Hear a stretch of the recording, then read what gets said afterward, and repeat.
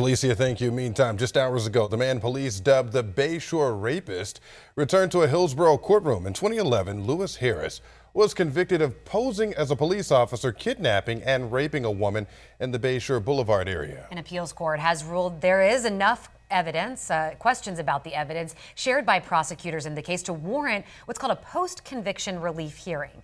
10 Tampa Bay's Eric Glasser was there as Harris was back in court today, asking the court to grant several motions ahead of that hearing.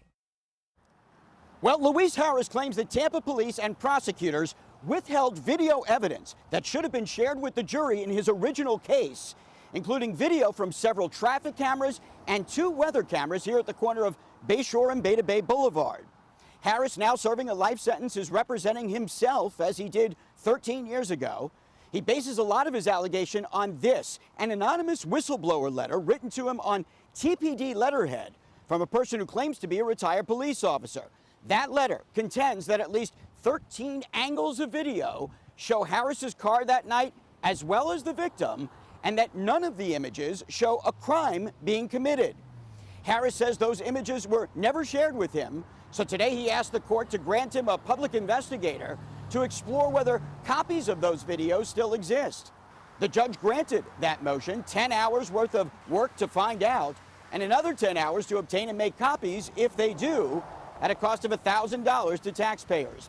Harris also asked the court to order deputies to remove his handcuffs during these court proceedings, calling them restrictive and making it difficult for him to sort through papers and write down information. That motion was also granted, as long as bailiffs can find an alternate way to safely restrain him. In recent years, to overturn this life felony kidnapping conviction, judge, and to try and demonstrate to the court that there never was a kidnapping or a rape or an impersonation of an officer, and I need my hands free to be able to filter through my documents.